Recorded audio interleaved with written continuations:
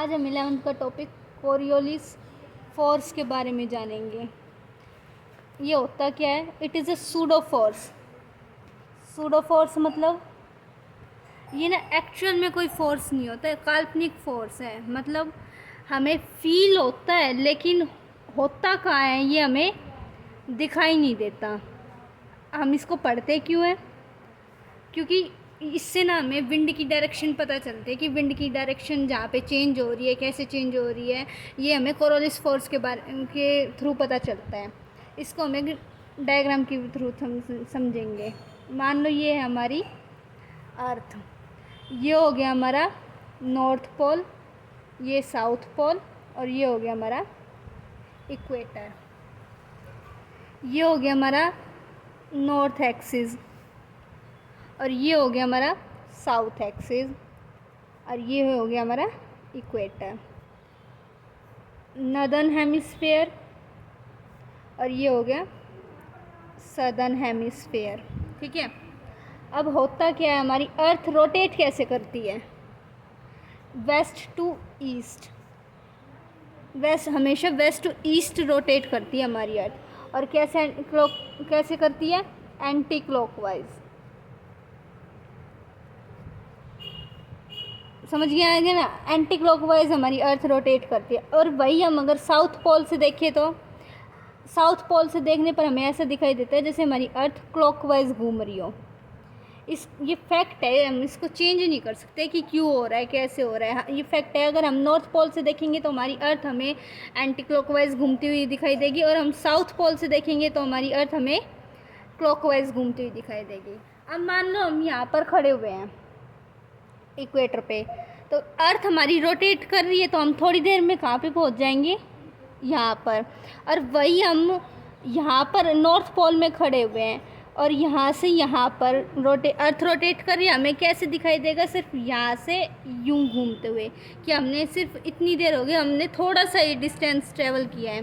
तो ये होता किसके थ्रू है? हम क्या कह सकते हैं, इक्वेटर पे हमारा क्या होता है?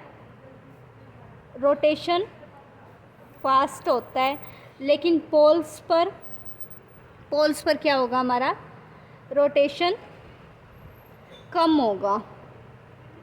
क्यों? क्योंकि लैटिट्यूड हमारा छोटा है। इतना समझ में आया कि नॉर्थ पोल पे हमेशा रोटेशन कम होगा और इक्वेटर पे हमारा रोटेशन फास्ट होगा। अब हम एक और डायग्राम के थ्रू समझते हैं। क्या? मान लो यही हमारा हो गया नॉर्थ पोल, ये हो गया इक्वेटर, ये हो गया साउथ पोल।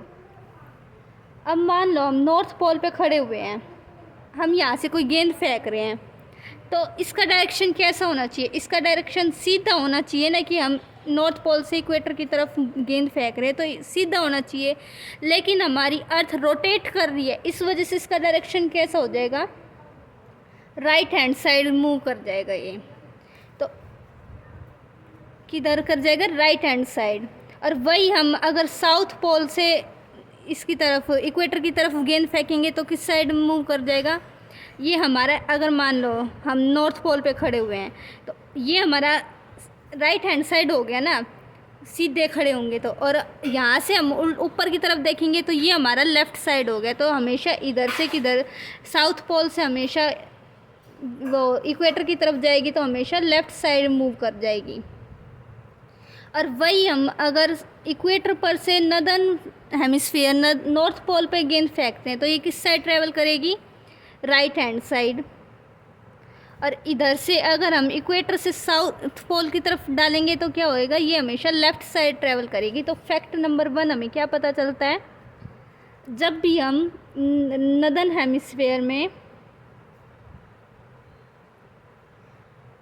हेमिस्फीयर में क्या होगा? हमेशा राइट हैंड साइड चेंज हो जाएगी। और वही सदर्न हेमिस्फीयर में क्या होगा? Left hand side. इसको हम चेंज नहीं कर सकते। ये फैक्ट है कि हाँ, अगर हम इधर से जाएंगे तो हमेशा राइट हैंड साइड होगा, और सदर्न हेमिस्फीयर में हमेशा left hand side Coriolis force लगेगा।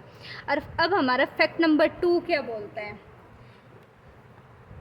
पोल पोल्स पर हमारा जो कोरियोलिस फोर्स होगा वो कितना होगा, मैक्सिमम होगा वहाँ पे कोरियोलिस फोर्स। और इक्वेटर पे हमारा कोरियोलिस फोर्स होगा वो क्या होगा, ज़ीरो। तो इससे हम क्या कह सकते हैं, Coriolis force is directly proportional to the latitude. ये भी फैक्ट हो गया। थर्ड फैक्ट आता है हमारे पास कि क्या होता है, जैसे जैसे हम एल्टीट्यूड हमारा इंक्रीज़ होता है तो हमारा कोरियोलिस फोर्स डिक्रीज़ होता जाता है। ये हमें सिर्फ अप टू 32 किलोमीटर तक दिखाई देता है कोरियोलिस फोर्स। फिर उसके बाद क्या होता है, दिखना बंद हो जाता है, कोरियोलिस फोर्स काम करना ही बंद कर देता है। ये फैक्ट है। और फोर्थ फैक्ट क्या होगा, जैसे जैसे हमारी विंड की स्पीड बढ़ती है ना, विंड की स्पीड इंक्रीज़ होगी, वैसे वैसे हमारा कोरियोलिस फोर्स भी इंक्रीज़ होगा। ये इम्पोर्टेंट ये फैक्ट है, ये हमेशा हर पेपर में पूछा जाता है, चाहे 11th का हो या कोई भी कॉम्पिटिटिव एग्ज़ाम हो। लेकिन अगर कोरियोलिस फोर्स इंक्रीज़ होगा ना तो विंड की स्पीड इंक्रीज़ नहीं होती, कि हम यूँ कह दें कि कोरियोलिस फोर्स इंक्रीज़ हो रहा है तो विंड की स्पीड भी बढ़ रही है। लेकिन विंड की स्पीड बढ़ेगी तो कोरियोलिस फोर्स इंक्रीज़ होगा। तो ये था आज का हमारा टॉपिक कोरियोलिस फोर्स के बारे में। Thank you.